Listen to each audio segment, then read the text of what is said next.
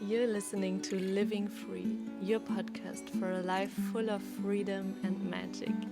I'm your host, Tanya Hirsch, and I hope that every time you listen, you feel a little bit more inspired to follow your intuition and to create a life beyond your wildest dreams.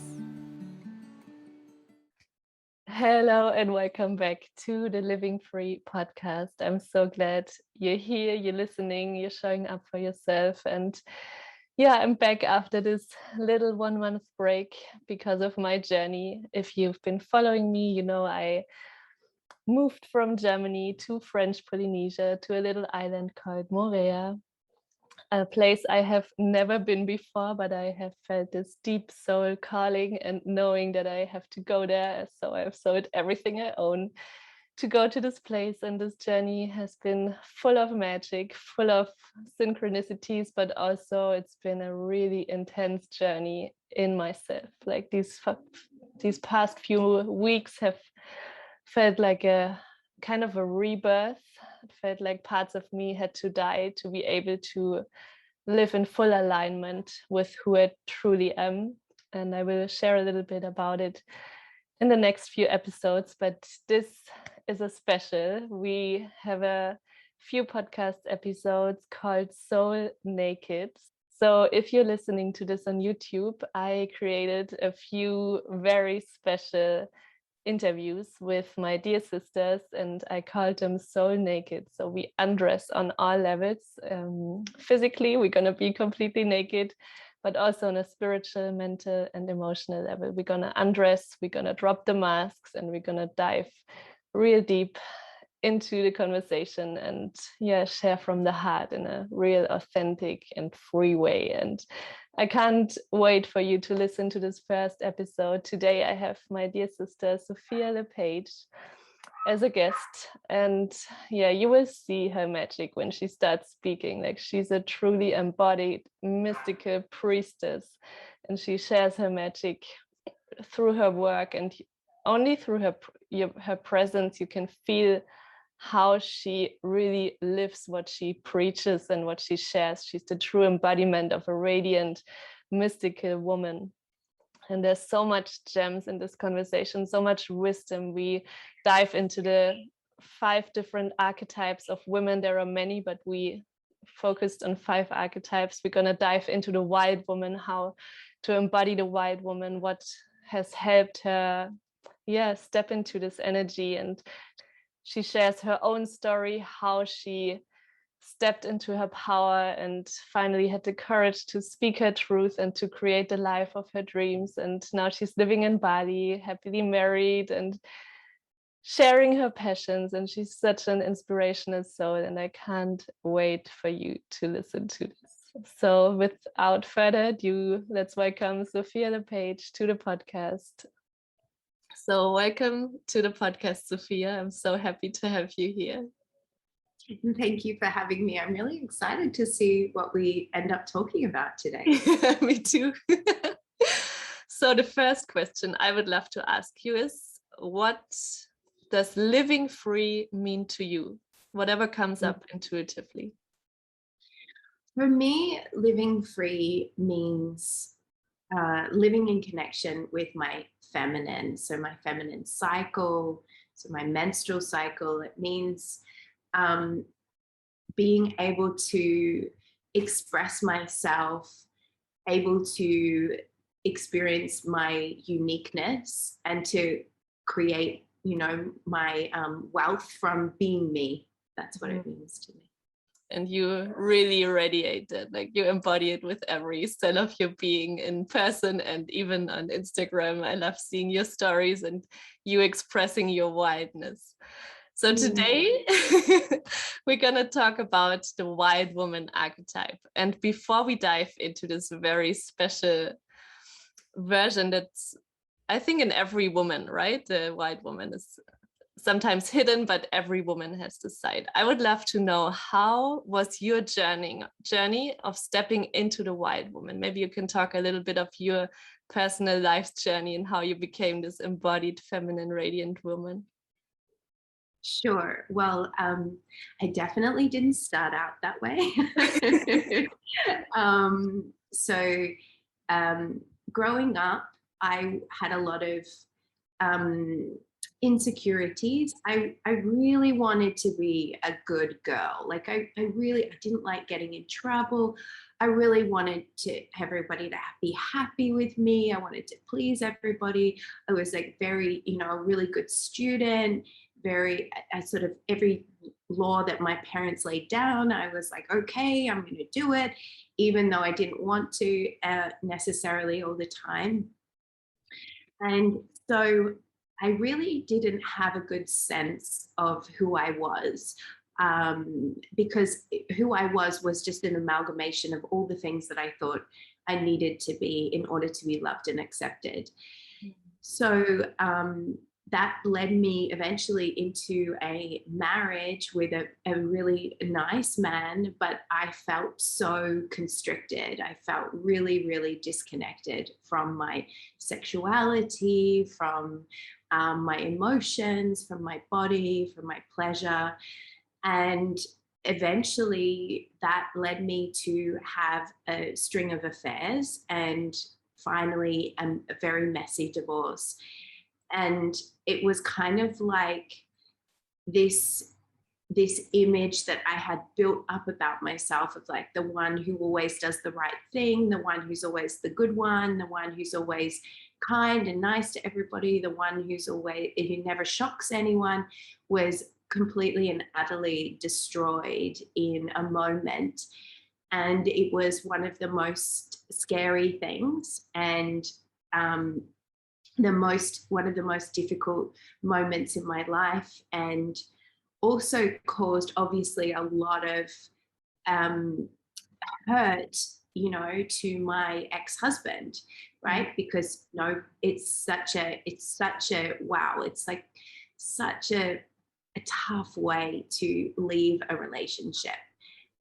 It's such a tough thing to experience, that kind of betrayal from your partner or your wife or your husband. And so after that, it really led me to question how I'd got to that place where that was what I could do. When I realized the devastation that it caused, I was like, wow, okay, this is, how did I get here? And so that was what really started my spiritual journey, and led me to plant medicines and to travel the world, and led me to Tantra and Kundalini yoga and feminine embodiment practices.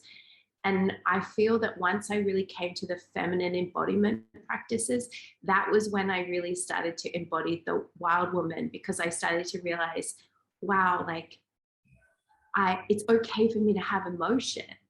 Like I don't have to be nice and quiet all the time. Like there's aliveness in here. There's expression in here. There's range in here. There's chaos in here. There's fire in here. There's power in here. And so I started to experience what the power that is available to us as women when we start to, be able to feel our emotions, not project them, but feel them, move through them. As I started to connect more with my body and my pleasure and my sexuality, and to feel the creative fire within me starting to burn, and what that started to magnetize into my life. And it was that kind of journey, and where I came to at the end, where I was like, oh my goodness, like I now feel really connected to my sexuality. I'm now feeling really creative again. I feel embodied. I feel free. I feel liberated. And I wanted other women to experience that too. And I saw how many women in the world are still stuck in that kind of like trap of trying to please everybody, trying to be that good girl. So that's how my work started as a feminine embodiment coach, was helping women to unlock those parts of themselves that have been they've been told by society or picked up through osmosis are not acceptable, and to reclaim those parts of themselves and find that liberation from within. So beautiful. And I think every single woman who's listening can resonate in some parts, because that's how we grew up, right? We were told to be this people pleaser, to put the needs of others before ours. We were told to not speak our truth. And it's so powerful to see, yeah, these women standing up for themselves like you and really embody this, because it's our superpower, right? If we really embody our feminine essence, there's nothing more magnetic than this. So can you share a little bit about what of these practices that you were doing helped you the most to really allow yourself to step into this power and to receive and to find your feminine flow? Yeah, so one practice that helped me immensely was a tantric breath work, which I teach in my Rebel Queen Kundalini classes, which I call the ecstatic orgasmic breath. So it's a breath work for circulating sexual energy. That was one of the cornerstone pieces for me, because as I started to connect with my sexual energy, our sexual energy is the source of our aliveness, our radiance, our magnetism, our sovereignty, our sense of power, our sense of self, our creativity. So that was connecting with that energy was how I started to feel more vibrant, and how I started to feel more confident, essentially, to be me. And then other practices that really supported me as well was dancing was so huge. Learning to dance in a way that was not about a technique. It was more about connecting to my body and feeling how she wanted to move. Yeah. So beautiful. And for those who are listening and want to experience this magic, you're gonna teach a Rebel Queen Kundalini class on the 7th of November in the Living Free Sister community. And I'm so excited for every woman to have this experience, because I think it has to be shared, and every woman has to know you don't have to live the way you live. If you feel caged, there's a reason why you feel like this, and there's always ways to expand and to break out, even if you feel like you can't get out. So thank you for sharing this. It's really resonating with me and many women, I can imagine. The next topic I would love to dive into, before we dive deep into the Wild Woman, can you share a little bit about the other archetypes? What kind of women are inside of every woman, and how do you know which one is the most present in your life? So there's a few different archetypes that I love personally to work with. There's so many. I really love the goddess, because the goddess is our connection to our heart. So it's more of the maiden energy, the innocent, erotic, innocent energy. So you'll know if you're connected to the goddess, if you find it really easy to love, if you feel a lot of joy and gratitude, if you feel your heart to be open, if you find it easeful to kind of be in your soft femininity. And you'll know if you're not connected to the goddess, if you find it difficult to trust, if you, the shadow of it as well can be trusting too easily, so not having discernment. So it'll either be holding yourself back from the beauty, the pleasure, the joy, the love of life, or and sort of being overly suspicious, holding yourself aloof, being very barriered to it, or having no boundaries, letting people kind of walk all over you and kind of like take your heart and tear it into little pieces. The next archetype that I love to work with is the siren. So this is the dark feminine, and that's like she's a little bit Wild Woman-esque. It's the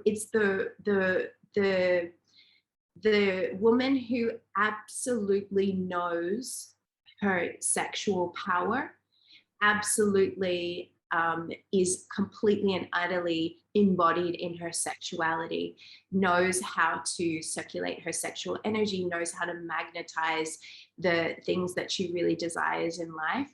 The shadow of that can be kind of going into being like predatory. So, you know, some women who are trying to like get someone else's man, or wanting, you know, a lot of validation. So kind of seeking validation through sex is the shadow of that.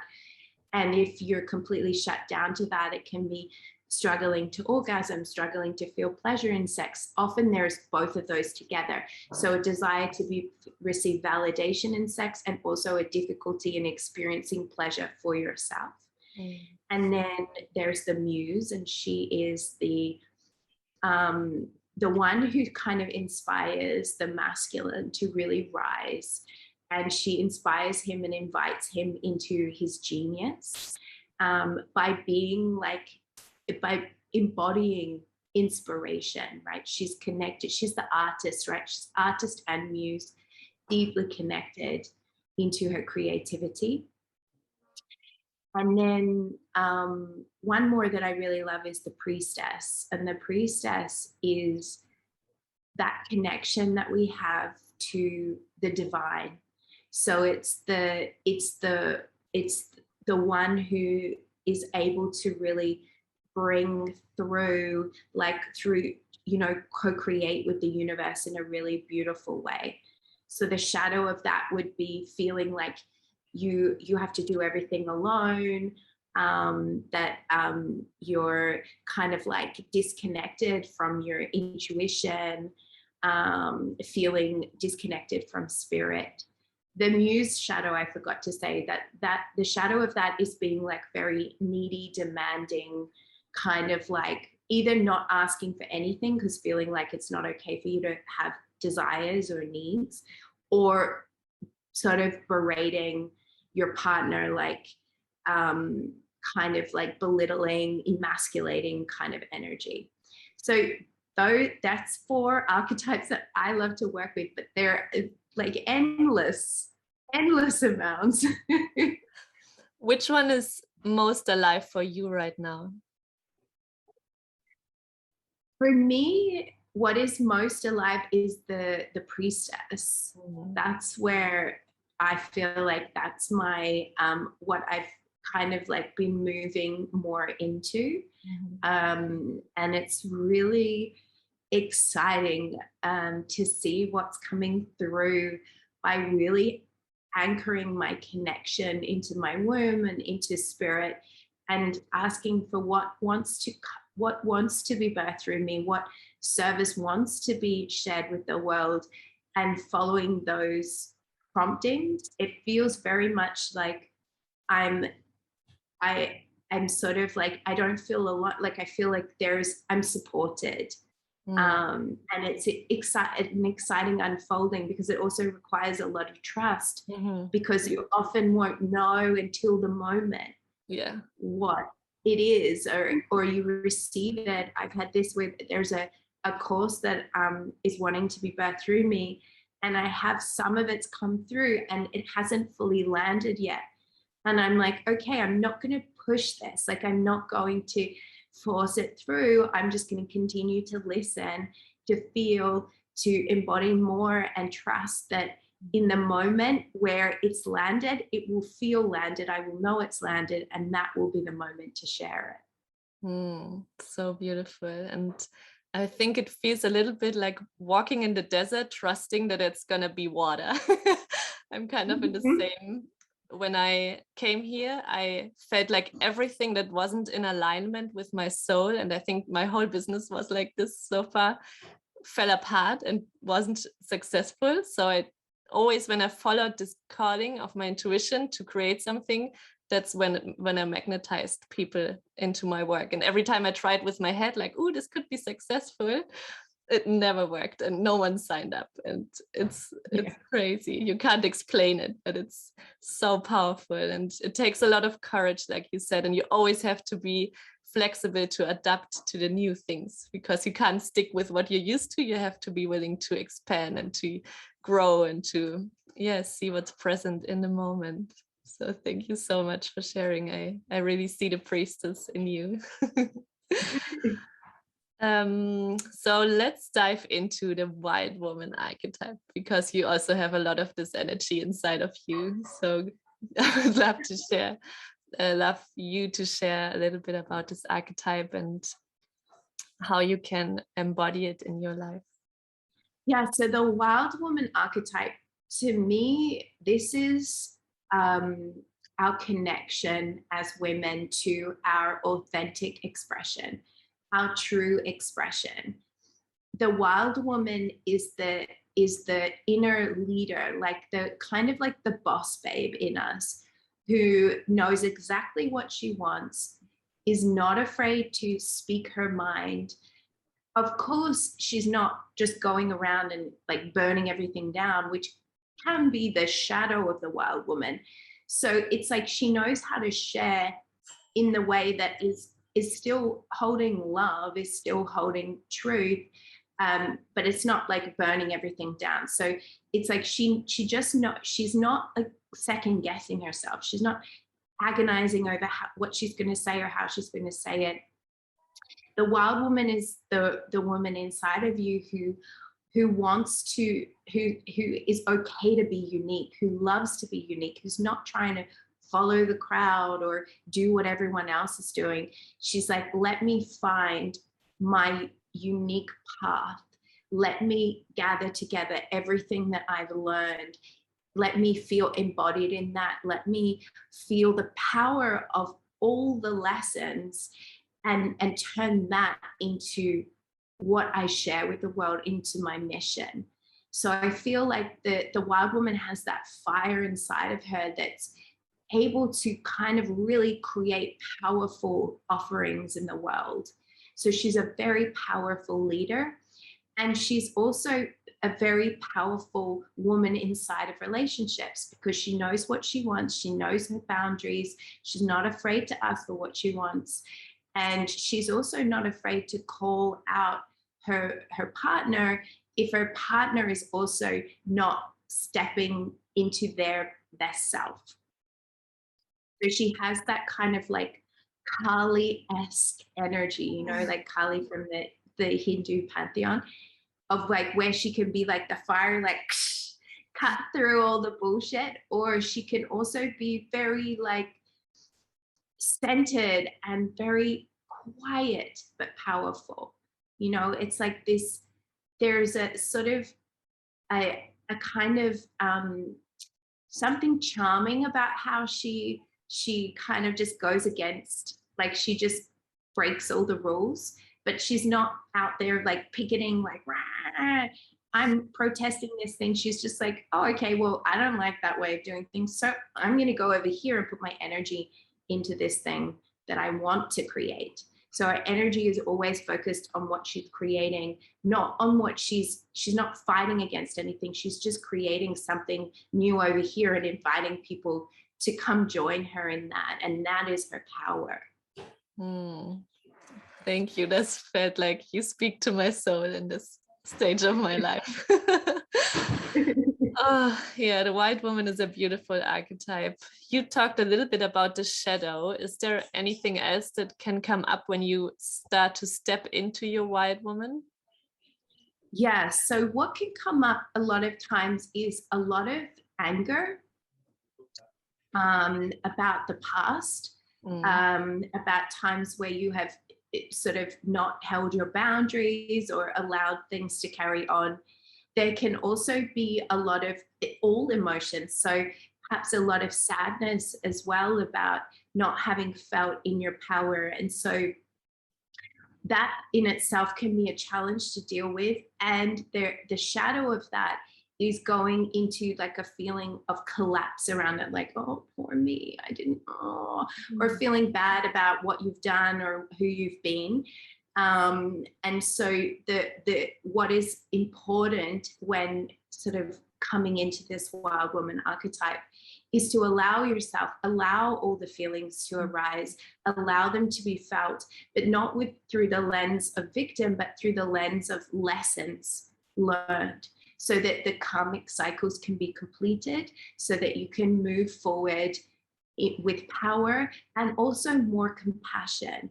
Because what I feel is that all the things that we have been through, and all the things that we've quote unquote, like I know this very well, right? The mistakes that we made, the things we've done wrong actually lead us to be less judgmental of others, actually lead us to be more compassionate of when people fall down, of when people, you know, don't live in their highest expression. And that allows for a more loving experience, allows for people, it's not saying it's okay, but it's allowing for there to be growth through that. Whereas when we shun or judge, it's like we're putting someone over here, like, well, you can never be redeemed because you did this bad thing. So the wild woman is internally on her, for her own self, inviting back those parts of herself that she has shunned, inviting those parts of herself back that she has judged, and reintegrating those, loving those parts back to wholeness, so that she's able to feel all her emotions in a way that allows her to kind of work with them, be inspired by them, be activated by them, and not be sort of destroyed by them. Yeah, 100%. And I have the feeling as soon as you step into this wild woman, you remember all these moments of your life where you haven't allowed yourself to speak your truth, to set the boundaries, to say no. You said yes, but in your heart you were screaming no. Your soul was like, no, this can't be your reality. But you dimmed your light and you played small, because I was so used to playing small and to not speak my truth. But when I stepped into it, all these moments came back and I kind of had to relive them. Like sometimes my body was just, I couldn't move because there was so much processing inside of me. I finally allowed myself to feel the anger that I never in my whole life allowed myself to feel. Anger was an emotion I couldn't have access to, because in my childhood, you know, anger is not a nice emotion, so you're not allowed to feel it. Go to your room when you're angry. And so we learned to not express this emotion. And I didn't even know I had anger inside of me, but there was a lot. And that's the magic. When you allow yourself to feel, it kind of flows and it unblocks all these areas. And it's, so powerful. So powerful. Yeah, I also had that problem with anger as well. And I actually found, even up until a few years ago, that when something wasn't okay for me, I would just numb. I would feel nothing. So I used to think, oh, I'm chill with it. It's cool. I'm not feeling anything. I'm good. And what I learned was, if I'm not feeling anything, it is not chill. It's not okay. And I think this is something that women are having to learn as they embody the wild woman, is like, feeling nothing is not good. Like, you feel something, you feel good about it or you feel not good about it, and that's okay. And then navigating that. Yeah, 100%. And to admit I'm not fine is also a big step in this direction. Like, I'm not fine and it's okay. I am allowed to feel this, and I can learn to hold myself in the storm and to be there for myself. Yeah. So now you live in Bali, right? With your husband. So your life has changed a lot through your process. Can you share a little bit of your daily practices that you do that really keep you in this embodied woman, that keep your radiance, your magnetism? Yeah. So what's interesting is I found not so long ago that I started I was stepping away from a daily practice. So I was like, oh, that feels very disciplined. I'm not going to do that. I'm just going to do what I feel like when I feel like it. And what happened was I started doing my practices less and less. And I realized that there was a reframe in there for me. So a reframe from discipline into devotion. And since I've been anchoring that back in as, no, this is devotion. This is devotion to my pleasure, devotion to my body, devotion to my artistry, devotion to my femininity. It's really allowed me to feel again that joy and excitement of carving out that time for myself. And always when I am in my practice, I'm always like, this is the best. Why did I do this before? So it's always like oh yeah, this is why we do these things. So for me, what I really love to do is I love to like move my body, open up the body with breath and movement, and to do my breath work and the ecstatic orgasmic breath, and to dance. They're the main things that I do daily. And then I will also add in other things like from time to time, like a yoni egg practice, or I'll have a self-pleasure session with my crystal wand or things like that. But if I'm going to do only one thing, I will dance or sing. Yeah, same. Singing was the main thing, I think, for me, to help me to express my voice, especially in teaching yoga and meditation, because we channel. When we're connected, we channel. Sometimes there's words coming through, and I could feel it back in the days, but I was too afraid to speak the words that were coming through, because I thought, what are they gonna think? When I was too afraid of being judged, and that it's too spiritual or something. And it kind of felt like I had a block in my throat. And as soon as I started singing more, because I also thought I cannot sing, like I don't have a good voice. And I felt so safe to sing in Bali in these circuits, because it's not about the beauty of the voice, it's just about expressing your soul through your voice. And that's when everything shifted, and I suddenly wasn't afraid, because I felt the power of the words that were coming through. Oh, the cat. So cute. Oh, it's so funny. Yesterday I had an interview with a priestess as well, Sarah, and the cat came also in the camera. So it's it's a beautiful energy. So yeah, thank you for sharing your authentic practices. I have the same feeling, like the dancing, closing your eyes and just dance and allow yourself to move the way your body wants to move, and not like thinking about how is this looking from the outside and this is the rhythm. Like just allow yourself to feel and to express your body in the movement was a huge game changer in my everyday life as well, not only like during the dance, but also in the way I move through life. Yeah, so powerful. I had one question of a woman that's following both of us, I think. She asked, how can we age without having fear? Because you don't see it, you couldn't tell, but you already, what's your age? I'm 41, I'll be 42 in February, so 41 and a half or something now. Yeah, you don't look like that, but I have the feeling you really age with grace, and you love aging, and you embody, you love expressing every single stage of aging. So maybe you can share a little bit about how you lost the fear of aging. Yeah, so for me, I feel like I never actually had the fear of aging. So I read this book when I was 16 that was by a woman called Linda Goodman, who was an astrologer in the 60s or 70s. And it was kind of like it was a book about all kinds of things spiritual. And I can't remember the name, but if you ever looked it up, it might have been called Star Signs or something like that. And in it, she talked about a lot of different things. So she talked about some quite out there concepts.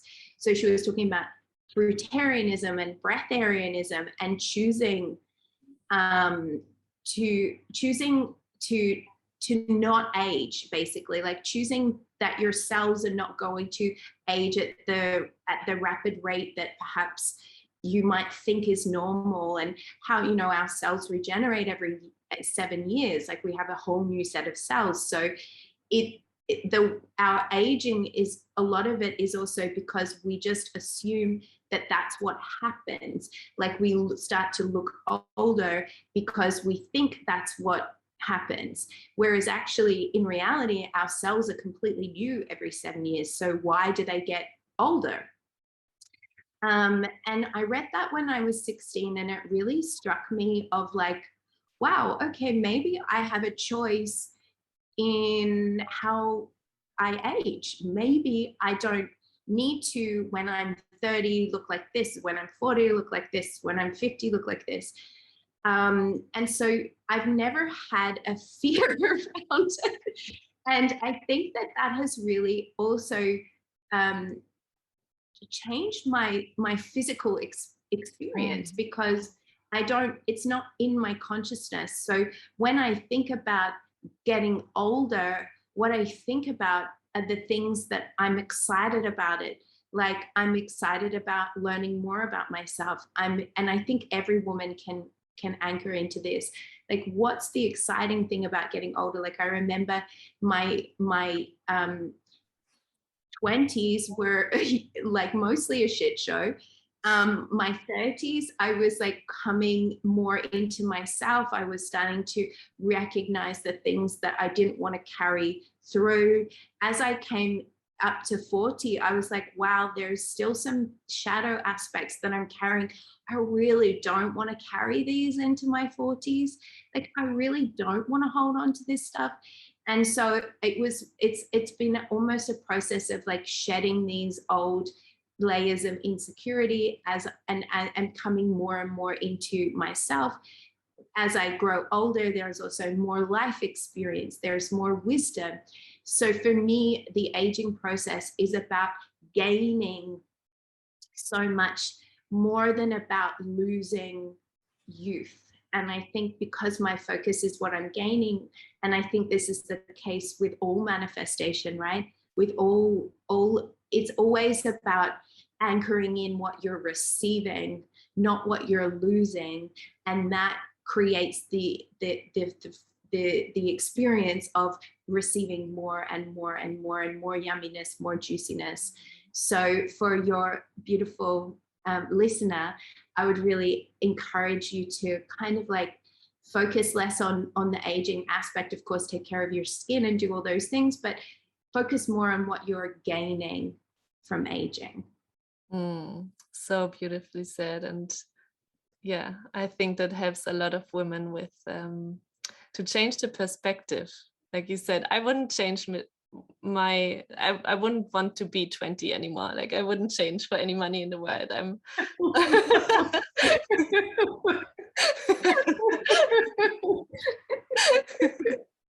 Okay. So yeah, thank you so much. There's one last question to wrap this conversation up that I ask every podcast interview guest. Imagine a younger version of yourself. Sometimes a certain age pops up, and something that you know now but you haven't known back then that would have helped you a lot in your journey. What would you tell your younger self? I would say let go of the feeling that you need to feel ready. Let go of the feeling that you need to be perfect before you can do X, Y, or Z, and just go for it. Just leap in and know that there's no failure as long as you learn something. So every move is a move in the right direction, whether it succeeds or not. It's always leading you to the next door, the next part of your journey. And yeah, just, you don't need to be perfect, honey. Have more fun. Oh, I love that. Have more play. Thank you so much for sharing, Sophia. I really loved our conversation, and there was so much magic and wisdom in it. And I hope every woman who's listening feels inspired to express their inner wild woman a little bit more. So how can people connect with you, work with you, get to know your magic a little bit more? Yeah, so there's two places that I always send women to. So one is my Instagram, which is at Sophia _le, LE_page, or my website, which is just sophialepage.com. So if you go there, you will find everything. So there's links to my YouTube channel, there's links to my free Facebook group, there's links to little paid smaller offerings that I have that are evergreen. There's links for if you want to explore one-to-one mentorship with me. So everything is there. So that's always like the best place to go, because then you can kind of like cherry pick in what area you want to sort of start exploring, like, do you want to do something free? Do you want to pay like a little bit and just have a taste? And so there's lots of things, lots of juiciness to kind of like dive into there and start playing with. And yeah, I would love to hear from anybody about how this podcast felt for them and what you really gained from it, what big takeaway there was. So you can always DM me, and yeah, make sure to follow her. She's really sharing so much inspiring content that I loved following you. So thank you so much. And yeah, we stay connected. And for everyone who wants to join and to get to know you live and in full magic on the 7th of November, you're going to be my special guest in the Living Free Sister community. I'm so excited. It was such a fun thing. The last time we did that, I was like, oh, it was so good. I love it. Yeah, the women loved having you because it's so important and so different to what we're used to. And we need more women like you. All right. Have a wonderful day and thank you so much. Thank you so much. I hope you enjoyed this interview as much as I did. And if you feel the calling, you want to dive into the practice Sophia was talking about, and you want to experience the magic of sisterhood and embodiment and dive into all these topics society doesn't always want us to talk about, then come join the Living Free Sister community. I will link all the infos in the show notes, and be part of our ritual and of our Wild Woman Feminine Embodiment practice on the 7th of November. And if you're watching this afterwards, or if you're listening to this after the 7th of November 2021, you will have access to our recordings, to all the sister circles, to all the meditations, coaching inputs, yin yoga classes, yoga nidra, all the magic that I'm sharing within the Living Free Sisterhood community. And I hope you enjoyed this episode. Let us know if you learned something. If you enjoyed this interview, you can text us on Instagram or through our website, and I can't wait to see you back in here.